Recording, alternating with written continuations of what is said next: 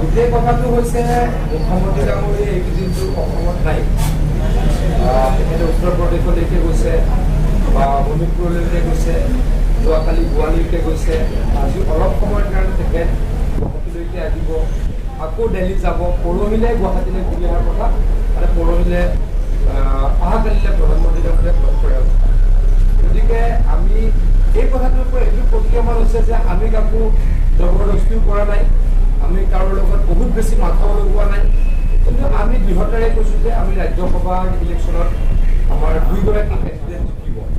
কিন্তু আমি মুখ্যমন্ত্ৰী ডাঙৰীয়াই এই ক্ষেত্ৰত বিশেষ ভূমিকা পালন কৰাও নাই বা কাকোৱে প্ৰলোভিত কৰাটো প্ৰশ্নই নাই। কাৰো লগত আনকি মুখ্যমন্ত্ৰী ডাঙৰীয়াই এই বিষয়ে কথাও পতা।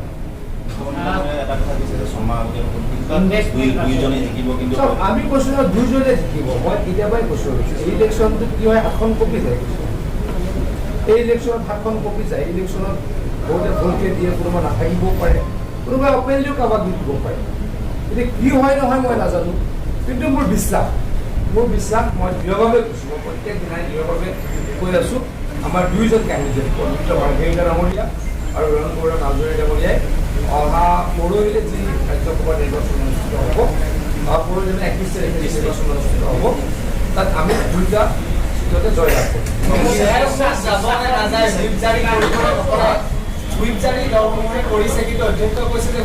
মানে ৰাজ্যসভাত ঘূৰি পোৱাৰ কথা নাই। অধ্যক্ষ ডাঙৰীয়াই কিবা যদি প্ৰশ্ন কৰে, নীতিৰ ওপৰত প্ৰশ্ন কৰে, তেখেতৰ উত্তৰটো দিব লাগিব। অধ্যক্ষগৰাকীটোতো কথা ক'ব পৰা ব্যক্তি, তেখেতেতো কথা ক'ব পাৰে, তেখেতটো দিব্যাংগ নহয়। গতিকে তেখেতক যদি কোনোবাই সোধে যে হুইপ খাটে নে নাখাটে, তেতিয়া তেখেতে নিশ্চয়কৈ ক'ব লাগিব যে ৰুলখনত কি আছে। আমাৰ যিখন ৰুল আছে, ৰাজ্যসভাৰ যিখন ইলেক্টৰেল প্ৰচিডিউৰ আছে, তাতে লেখা আছে যে হুইপ কোনোৱে দিব পাৰে, আমিও দিব নোৱাৰোঁ। হুইপটো অকল বিধানসভাৰ ভিতৰতে কাটে, ভোটটো বিধানসভাৰ বাহিৰত হয়। গতিকে হুইপ নাকাটে, এইটো কি ডাঙৰ কথা। চাওক, এটা মই ক'ৰবাত দেখিছোঁ, কংগ্ৰেছ দলে এইকেইদিন যে মিটিংবিলাক পাতিছে, তেখেতলোকৰ গোটেইকেইটা দলৰ মিটিংবিলাক পাতিছে, কংগ্ৰেছৰ টুইটত AOTF-ৰ কথা লেখা নাথাকে। কংগ্ৰেছে যেতিয়া অসম প্ৰদেশ কংগ্ৰেছৰ টুইটাৰ হেণ্ডেলত কোন দল আছিলে বুলি অখিল গগৈ ডাঙৰীয়াৰ কথা থাকে, মনোৰঞ্জন তালুকদাৰ ডাঙৰীয়াৰ কথা থাকে, AOTF-ৰ তাতে উল্লেখ আছে। মানে গতিকে তেওঁলোকৰ মাজত ভীষণ এই মুহূৰ্তত কাজিয়া আছে বুলি মই উপলব্ধি কৰিছোঁ। তাৰ সুফল আমি লাভ কৰিম।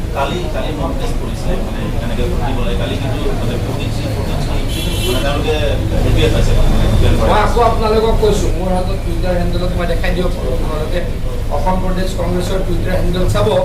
কংগ্ৰেছে এতিয়াও AOTF-ক বেজ্জতি কৰি আছে। কেইদিনমানৰ আগত একেলগে এলায়েন্স আছিলে, এলায়েন্স ভাঙি বেজ্জতি কৰি AOTF-ক খেদিলে, আকৌ হাতে ভৰিয়ে ধৰি এই ইলেকশ্যনলৈকে একেলগে হ'বলৈ মাতিলে। এতিয়া মই আকৌ কৈছোঁ, দুটা টুইট অসম প্ৰদেশ কংগ্ৰেছৰ টুইটাৰ হেণ্ডেলৰ পৰা টুইট কৰিছে। তাতে লিখিছে কোন দল উপস্থিত আছে, বাকী দলবিলাকৰ কথা লিখিছে। কৈছে মানে তেওঁলোকৰ আচলতে মই আগৰ পৰাই কৈছিলোঁ যে কংগ্ৰেছ দলৰ ৰাজ্যখনৰ শীৰ্ষ নেতৃবৃন্দই কেতিয়াও ৰিপুণ বৰা ডাঙৰীয়াক সাংসদ হোৱাটো নিবিচাৰে।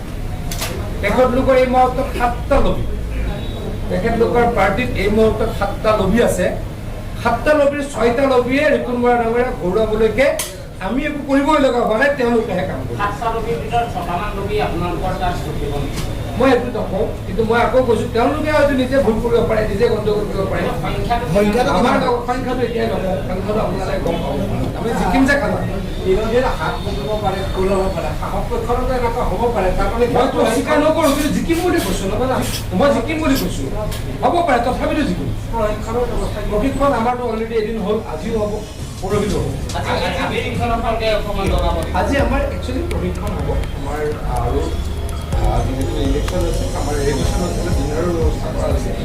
আমাৰ গোটেই কেণ্ডিডেট থাকিব দুজন, আৰু দলৰ আমাৰ 4টা পাৰ্টিৰ সদস্য ৰেজিষ্ট্ৰেশ্যন